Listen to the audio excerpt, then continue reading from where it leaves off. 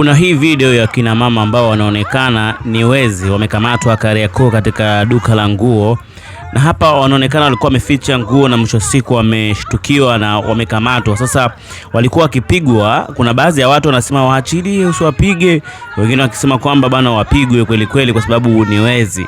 Hii inanifanya najiuliza maswali, kwa nini kuna tofauti gani kati ya mwanaume akiiba na mwanamke akiiba? Kuna tofautiana adhabu kwa upande wao. Nijaribu kupitia comment. Kuna watu nakwambia kwamba kwa nini mnawapiga jamani? Fanye mfano ingekuwa ni mama yako anapigwa kiasi hicho na kudhalilishwa. Wengine nakwambia kwa nini mnachukua hatua za kisheria? Mnabidi mkimkamata kama hivyo waiteni polisi waje wakamate. Kwa wamekuwa wakitetewa sana licha ya wizi wa namna hiyo. Sasa hichi kitu kanifanya nikajiuliza maswali na ikabidi niweke video hii hapa uitazame namna gani ambavyo walikuwa wakipigwa na namna ambavyo walikuwa wakitetewa kwamba wasipigwe kwa sababu ni watoto wa kike. Na kama ni mwanaume angeweza kukamatwa katika hali hiyo, basi sasa hivi kingine tunazungumza mengine, kipigo pasipo hata kujitetea, pasipo kujua kwamba naye angekuwa labda ni baba wa fulani, angekuwa ni baba yako anapigwa na wewe ungejisikiaje, au angekuwa ni ndugu yako anapigwa hivyo ungejisikiaje, pasipo kujua kwamba ameacha watoto wangapi wanaomtegemea nyumbani. Mwanaume angepata adhabu kubwa zaidi ya mwanamke. Sasa ukienda kwenye haki sawa, wanawake napenda sana kuwe kuna usawa. Ukiangalia katika hili hata dunia imeshindwa kulitambua hilo na hajaliweka sawa kwamba kuna baadhi ya adhabu ambazo zitakuwa si sawa kwa wanawake na adhabu nyingine kwa wanaume zinakuwa ni sawa, hasa katika masuala ya wizi kama hivi.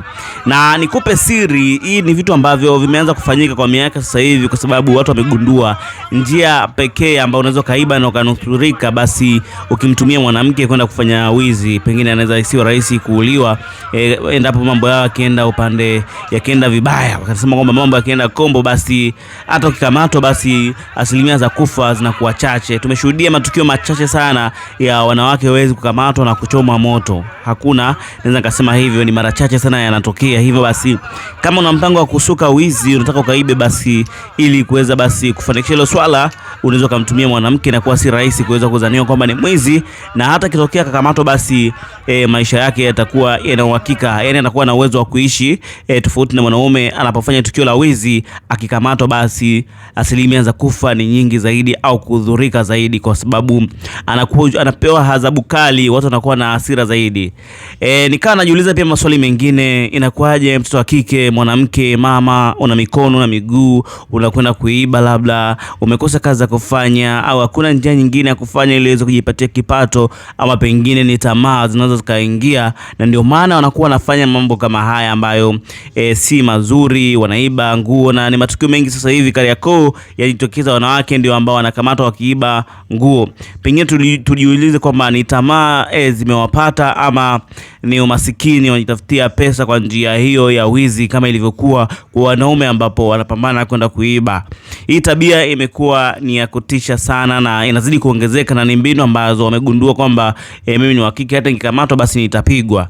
Yes, nini maoni yako kwenye hili? Je, ni sahihi kwa wanawake kuweza kusamehewa kupigwa adhabu zile ambazo zinatolewa tofauti na wanaume, ama wote wanaume wanapokamatwa basi hakuna mwananchi kujichukulia sheria mkononi, wapelekwe katika hatua za kisheria zaidi kulikoni kujichukulia sheria mkononi na kuwaua? Basi hivyo lifanyika kwa wanawake na pia kwa wanaume ifanyike hivyo, basi itakuwa ni jambo zuri kisheria kwamba umemkamata mwizi, basi polisi wataitwa na watapelekwa mahakamani, tofauti na ile kujichukulia sheria mkononi kwa upande wa wanaume.